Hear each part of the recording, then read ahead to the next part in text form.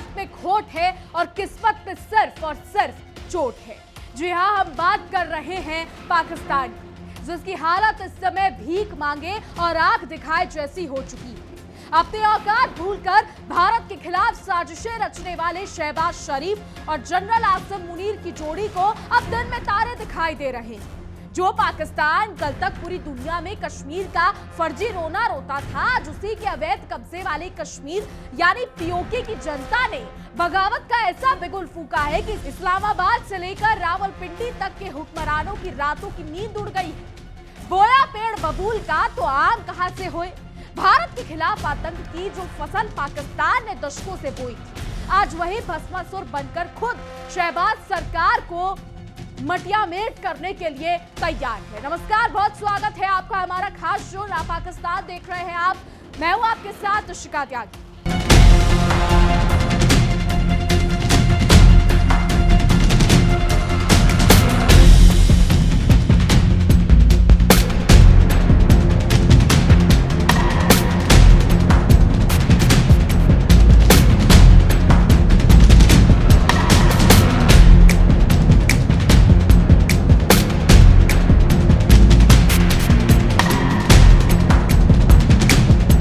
पाकिस्तान के हेकड़े निकालने के लिए भारत ने भी इस बार ऐसा तगड़ा दांव खेला है कि पाकिस्तान बिन पानी की मछली की तरह तड़पने पर मजबूर हो गया।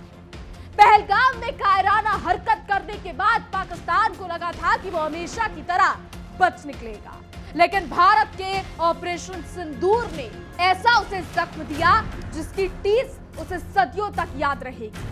भारत ने जब से सिंधु नदी के पानी पर अपना शिकंजा कसा है और पानी का नलका बंद किया है, तब से कंगाल पाकिस्तान में मानो त्राहिमाम मचा हुआ है। कंगाली के दलदल में धंसा ये मुल्क अब अपनी डूबती नैया को बचाने के लिए कभी खुदा का वास्ता दे रहा है तो कभी गिड़गिड़ाते हुए अपने आका चीन के पल्लू में छुपने की नाकाम कोशिश कर रहा है। आज हम पाकिस्तान के इसी पाखंड का ऐसा कच्चा चिट्ठा खोलेंगे कि शहबाज और मुनीर की जोड़ी मुंह दिखाने लायक नहीं बचेगी। पाकिस्तान अधिकृत कश्मीर पीओके, ये नाम आपने सुना होगा। इस समय हाहाकार वहां पर मचा हुआ है और वहां की आवाम ने इस्लामाबाद के हुक्मरानों की नींद उड़ाकर रख दी है। जो पाकिस्तान दुनिया भर में कश्मीर का राग अलापते नहीं थकता था, आज उसी के पालतू भेड़िए यानी उसकी अपनी ही फौज को वहां की जनता आईना दिखा रही है। पीओके में जारी विद्रोह के 24वें दिन ज्वाइंट अवामी एक्शन कमेटी के मंच से जो चिंगारी निकली है, उसने पाकिस्तानी हुकूमत के झूठ के पुलिंदे पूरी तरीके से भस्म कर दिए। वहां के कद्दावर नेता सरदार अमान खान ने रावलकोट के ईदगाह मैदान में उमड़े 80,000 से ज्यादा लोगों के सैलाब के सामने शहबाज शरीफ और जनरल आसिम मुनीर के उस पाखंड की धज्जियां उड़ा दी जिसे वो दशकों से पाल रहे थे।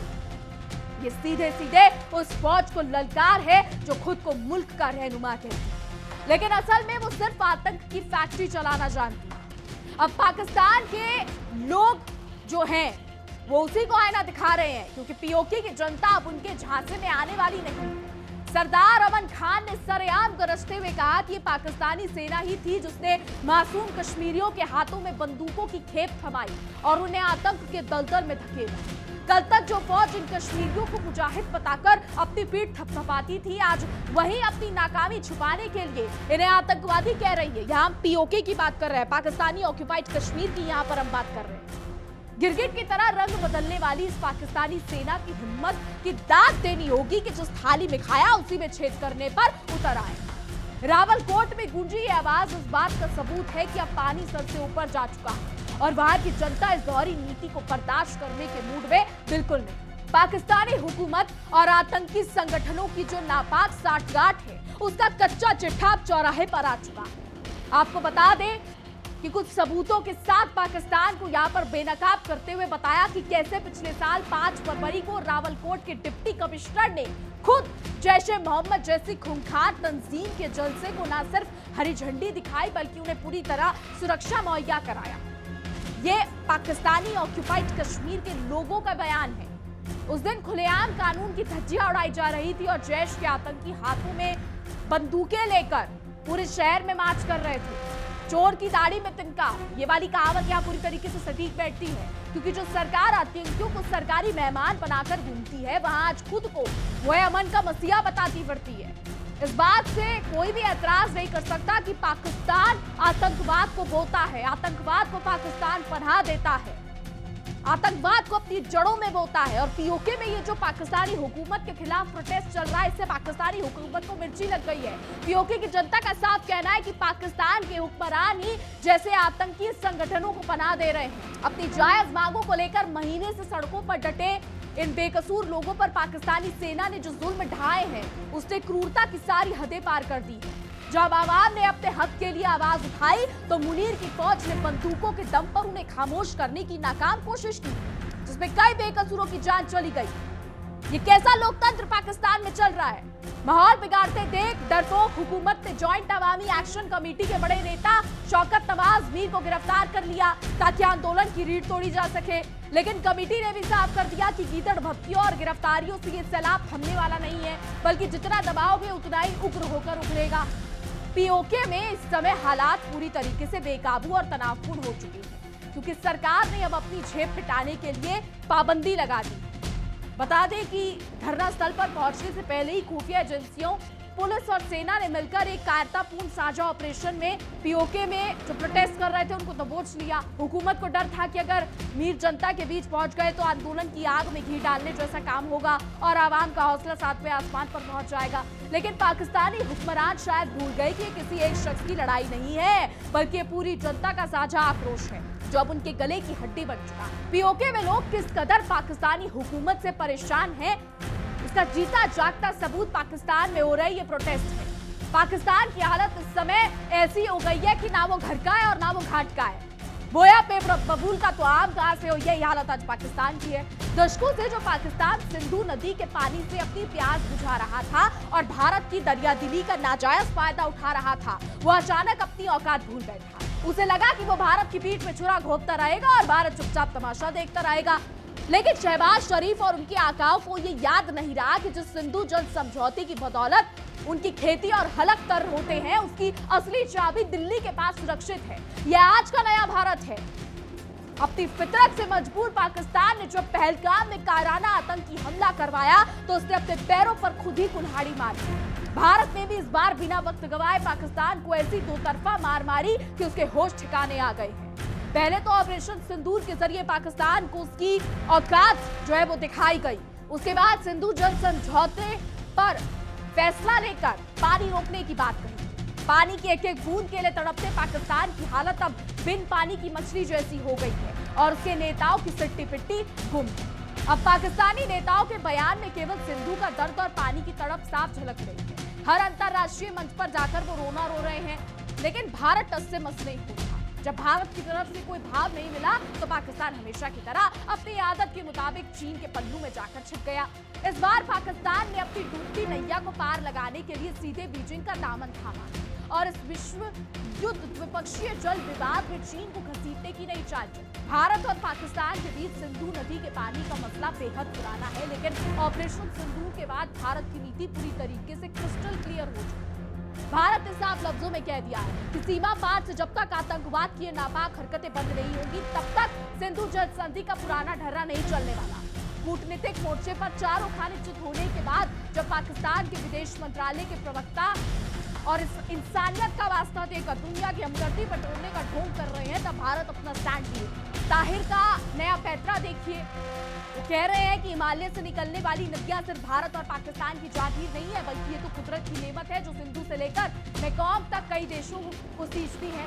वो चीन को इस विवाद का बड़ा हितधारक बताकर ये साबित करना चाहते हैं कि पूरा मामला सिर्फ दो देशों का नहीं बल्कि पूरे किले का है। पाकिस्तान की एक नई कूटनीतिक पैंतरेबाजी सिर्फ और सिर्फ भारत पर एक फर्जी दबाव बनाने का आखिरी और हताश प्रयास है। पाकिस्तान अच्छी तरह जानता है कि भारत ने साफ कह दिया है कि आतंकवाद और पानी की बात एक साथ नहीं चलती। इस कूटनीतिक चक्रव्यूह में फंसे शहबाज अपने सदाबहार दोस्त चीन के कंधे का इस्तेमाल करना चाहते हैं। उन्हें उम्मीद है कि अगर चीन इस मुद्दे पर भारत के खिलाफ कुछ बोल दे तो शायद पाकिस्तान की सूखी पड़ी नहरों में फिर से पानी आ जाए। लेकिन पाकिस्तान शायद ये भूल रहा है कि चीन भी कोई दूध का दूल्हा नहीं है। वो सिर्फ अपने फायदे के लिए पाकिस्तान को चारों की तरह इस्तेमाल करता है।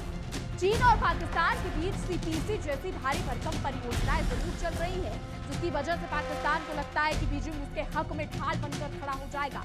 लेकिन बदलते वैश्विक परिदृश्य में अमेरिका की सख्त टैरिफ नीतियों के कारण भारत और चीन के बीच आर्थिक दूरियां कुछ कम हुई और नजदीकियां बढ़ी। ऐसे में चीन अपनी दुकान चमकाने के चक्कर में भारत से सीधे पंगे लेने का जोखिम उठाए, इसकी उम्मीद ना के बराबर। वही भारत अपना स्टैंड साफ कर चुका है कि आतंकवाद के खिलाफ अब एक्शन लिया जाएगा, आतंकवाद को फैलने नहीं दिया जाएगा। इसलिए यहाँ भी पाकिस्तान के हाथ सिर्फ और सिर्फ मायूसी ही लग रही है। लीगली भी अगर देखें तो सिंधु जल विवाद पूरी तरीके से भारत और पाकिस्तान के बीच का द्विपक्षीय मामला है, जिसमें चीन दूर दूर तक कहीं कोई पक्षकार नहीं। चीन इस बात को अच्छी तरह समझता है कि दो देशों के आपसी कानूनी समझौते में टांग अड़ाना उसके खुद के हितों के लिए नुकसानदेह साबित हो सकता है। इसलिए लाख गिड़गिड़ाने के बाद चीन इस जल संकट में पाकिस्तान की मदद के लिए कूदने से बच रहा है, जिससे पाकिस्तान की उम्मीदों पर पूरी तरीके से पानी कर चुका है। सिंधु का पानी पाकिस्तान के लिए किसी संजीवनी से कम नहीं, क्योंकि इसकी पूरी खेती बाड़ी आवाम की प्यास इसी नदी के तंत्र पर टिकी है। अगर भारत ने अपने अधिकारों का पूरा इस्तेमाल करते हुए अपनी परियोजनाओं की रफ्तार और तेज कर दी तो पाकिस्तान आने वाले दिनों में बूंद बूंद पानी के लिए मोहताज हो जाएगा। इस बार तो कुदरत की मेहरबानी और बाढ़ ने किसी तरह पाकिस्तान को बचा लिया, वरना पानी के पूरे पाकिस्तान में इस वक्त त्राही माम का मंजर होता और भूखे मरने की नौबत आ जाती। खाने को तो दाना वैसे ही नहीं है। भारत का स्टैंड इस पूरे मसले पर बिल्कुल अड़ीग और सख्त है कि जब तक पाकिस्तान अपनी जमीन से पनपने वाले आतंकवाद का नाश नहीं करता, उसे सिंधु का एक कतरा भी नसीब नहीं होने दिया जाएगा। द्विपक्षीय संबंधों को सामान्य बनाने का रास्ता सिर्फ और सिर्फ आतंकवाद के खात्मे से होकर गुजरता है। भारत ने यह भी चेतावनी दे दी है कि वो अपने राष्ट्रीय हितों की रक्षा के लिए सिंधु जल संधि की नए सिरे से समीक्षा करने का पूरा अधिकार रखता है, जो पाकिस्तान के ताबूत में आखिरी कील साबित हो सकती है। कुल मिलाकर देखा जाए तो पाकिस्तान इस समय दो तरफा मोर्चे पर घिर चुका है। एक तरफ पीओके की जनता उसके झूठ का पर्दाफाश कर रही है। जैश हो या फिर कोई और आतंकवादी संगठन हो, पीओके की जनता का साफ कहना है, पाकिस्तान ऑक्यूपाइड कश्मीर की जनता का साफ कहना है कि पाकिस्तान ही है जो आतंकवाद को पनाह दे रहा है, फिर चाहे कोई भी आतंकवादी संगठन। तो दूसरी तरफ आपको बता दें, भारत ने पानी रोककर उसकी हेकड़ी निकाली। चीन के पीछे छिपने की उसकी कायरतापूर्ण कोशिश भी पूरी तरीके से नाकाम साबित होने वाली है। शहबाज शरीफ और जनरल मुनीर को अब ये समझ लेना चाहिए कि आतंकवाद की खेती करके वो कभी अमन की फसल नहीं काट सकते और भारत के खिलाफ रची गई उनकी हर साजिश अब उन्हीं के विनाश का कारण बनने जा रही है। पाकिस्तान की इस बदहाली पर कंगाली में आटा गीला वाली कहावत आज बिल्कुल सटीक है। एक तरफ मुल्क दाने दाने को मोहताज है, विदेशी कर्ज का बोझ हिमालय से भी ऊंचा हो चुका है, और दूसरी तरफ अपनी सरजमीन पर लगी विद्रोह की आग को बुझाने में शहबाज शरीफ सरकार के पसीने छूट रहे हैं। इस्लामाबाद के वार्ताकारों के कमरों में बैठकर जो हुक्मरान कश्मीर को हथियाने के हसीन ख्वाब देखा करते थे, आज उन्हें अपनी कुर्सी बचाने के लिए सेना के बलबूतों का सहारा लेना पड़ रहा है। पीओके की सड़कों पर उतर आई 80,000 से ज्यादा लोगों की ये उग्र भीड़ सिर्फ रोटी और पानी की मांग नहीं कर रही, बल्कि ये उस दमनकारी और दोगली पाकिस्तानी व्यवस्था के खिलाफ एक मुकम्मल बगावत है, जिसने दशकों से उन्हें सिर्फ और सिर्फ छला। शहबाज और मुनीर की जोड़ी ने मिलकर पूरे पाकिस्तान को तबाही के उस मुहाने पर लाकर खड़ा कर दिया है, जहां से वापसी का कोई रास्ता नहीं बचता। बोया पेड़ बबूल का तो आम कहां से, जब तुमने दशकों तक अपनी सरजमीन पर सिर्फ नफरत और आतंकवाद के बीच बोए हैं, तो आज विकास और खुशहाली की उम्मीद कैसे कर सकते हो। रावलकोट की इस गांव में गूंजी सरदार अमन खान की दहाड़ ने रावलपिंडी के सैन्य मुख्यालय यानी GHQ की नींव हिलाकर रख दी है। अपनी आवाम के सामने बेनकाब हो चुकी है बुजदिल फौज अब किस मुंह से दुनिया के सामने कश्मीर का राग अलापेगी, क्योंकि इनकी असलियत किसी से छिपी नहीं है। ये रक्षक नहीं बल्कि लोगों की जान लेने वाले एक राष्ट्र। पाकिस्तानी सेना की इस क्रूरता ने साबित कर दिया है कि उसके लिए पीओके की जनता सिर्फ एक मोहरा है, जिससे वो भारत के खिलाफ अपनी नफरत की दुकान चलाते आए। जब वहां के लोगों ने बिजली, आटे और बुनियादी अधिकारों जैसी जायज मांगों को लेकर शांतिपूर्ण धरना शुरू किया, तो इस हुकूमत ने उन पर लाठियां और गोलियां बरसाने में जरा भी देर नहीं। कई अवामी नेताओं को सलाखों के पीछे डालकर वो समझते हैं कि आंदोलन का दम घोट देंगे, लेकिन वो भूल रहे हैं कि जुल्म की लाठी जब चलती है, बगावत और ज्यादा भड़कती है। यह आंदोलन अब किसी एक चेहरे का मोहताज नहीं रह गया है, बल्कि हर उस कश्मीरी पीओके यानी पाकिस्तान में रह रहे हर उस कश्मीरी की आवाज बन चुका है। यानी पीओके के जो लोग हैं उनकी आवाज बन चुका है, जो पाकिस्तानी दूतों तले कुचले जा रहे हैं। इधर पानी के मोर्चे पर भी पाकिस्तान की हालत घर का ना घाट का वाली हो गई है। भारत ने जब से कड़ा रुख अपनाते हुए सिंधु नदी के पानी पर अपनी पकड़ मजबूत की है, तब से पूरे पाकिस्तान के हलक सूखे पड़े हैं। जो मुल्क कल तक सीना तानकर भारत को गीदड़ भक्तियां देता था, आज वो घुटनों के बाद के बल बैठकर दुनिया को चक्कर काट रहा है, दुनिया के चक्कर काट रहा है। भारत के ऑपरेशन सिंदूर ने पाकिस्तान के उस घमंड को चकनाचूर कर दिया है कि वो कश्मीर में आतंकियों को भेजकर खुद महफूज रहेगा। भारत ने साफ जता दिया है कि अगर तुम हमारी सीमा में खून बहाओगे तो हम तुम्हारी नदियों का पानी सुखाकर तुम्हें तुम्हारी औकात याद दिला देंगे। अपनी डूबती नैया को बचाने के लिए अब पाकिस्तान बीजिंग के चक्कर काट रहा है और चीन की मिन्नतें कर रहा है कि वो इस पानी के विवाद में बीच बचाते हैं। लेकिन चीन भी बड़ा शातिर खिलाड़ी है, वो मतलब की यारी निभाना बखूबी जानता है। जब तक पाकिस्तान से उसका आर्थिक गलियारा यानी सुरक्षित है और उसे फायदा मिल रहा है, तब तक वो पाकिस्तान पाएगा। लेकिन भारत से सीधे सीधे कूटनीतिक दुश्मनी मोल लेकर वो अपना नुकसान कभी नहीं करेगा। पाकिस्तानी विदेश मंत्रालय के प्रवक्ता ताहिर जितने भी जुमले जोड़ ले, जी हाँ, पाकिस्तानी विदेश मंत्रालय के जो प्रवक्ता है कितने भी जुमले जोड़ ले और नदियों को कुदरत की नेमत बता ले, लेकिन हकीकत यही है कि बीजिंग इस आग में अपने हाथ जलाने के मूड में बिल्कुल। तो सिंधु जल समझौते पर भारत की नीति पत्थर की लकीर बन चुकी है, जिसे हिला पाना शहबाज या आसिम मुनीर के बस की बात नहीं है। लातों के भूत बातों से नहीं मानते, इसलिए भारत ने भी अब साफ कर दिया है कि जब तक सीमा पार से चलने वाली आतंक की फैक्ट्रियों पर ताला नहीं लगेगा, तब तक पाकिस्तान को पानी की एक बूंद के लिए तरसना पड़ेगा। भारत अपनी राष्ट्रीय हितों की रक्षा के लिए इस पूरे समझौते को पलटने की ताकत रखता है और यही डर पाकिस्तान के हुक्मरानों को दिन रात सता रहा है। यदि आने वाले दिनों में मॉनसून ने दगा दे दिया तो पाकिस्तान में पानी के लिए महायुद्ध छिड़ना तय है। पाकिस्तान की इस पूरी दुर्दशा के पीछे उसका अपना ही अहंकार और आतंकवाद को पालना है, जो अब उसी को निकल रहा है। पीओके का ये विद्रोह और सिंधु जल पर भारत का ये कड़ा प्रहार, दोनों ने मिलकर पाकिस्तान को कूटनीतिक और आंतरिक मोर्चे पर पूरी तरीके से बेवकूफ कह ले या फिर यूं कह ले कि अपाहिज बना दिया है। चीन के पल्लू में छिपकर गीदड़ भक्तियां देने का वक्त अब हवा हो चुका है। अब तो जमीनी हकीकत का सामना करने का वक्त है। शहबाज और उसकी फौज को अब ये समझ लेना चाहिए कि भारत के खिलाफ साजिशें रचने का अंजाम कितना खौफनाक हो सकता है। आखिर में इस्लामाबाद और रावलपिंडी के आकाओं के लिए ये साफ संदेश है कि अब पानी सर से ऊपर गुजर चुका है और पाकिस्तान की उल्टी गिनती अब शुरू हो गई। एक तरफ पीओके की आवाम जुल्म की बेड़ियों को तोड़कर आजादी की हुंकार भर रही है, तो दूसरी तरफ भारत ने पानी का नलका बंद करके पाक की सारी हेकड़ी निकाल दी है। अब ना तो चीन की चालाकी काम आएगी और ना ही आतंक का कोई नया पैतरा पाकिस्तान को इस बर्बादी से बचा पाएगा। पाकिस्तान ने भारत के खिलाफ जो जाल बुना था, आज वो खुद उसी में ऐसा फंसा है कि उसका दम घुटना पूरी तरीके से तय। तो पाकिस्तान अपने कर्मों की सजा यहाँ पर भुगत रहा है। एक तरफ आतंकवाद को पनाह देना, पाकिस्तान ऑक्यूपाइड कश्मीर में लोगों को जलील करना, लोगों की परेशानी का सुनना, और फिर वहां के लोग जब प्रोटेस्ट कर रहे हैं तो पाकिस्तानी हुक्मरानों को मुझसे हो रही है। बहरहाल पाकिस्तान बर्बाद हो चुका है, आने वाला समय दिखाएगा कि क्या होता है। फिलहाल हमारी आज की तमाम खबरों के लिए देखते रहिए इंडिया डेली 24/7। देखिए इंडिया डेली 24/7 अब आपकी स्मार्ट टीवी पर।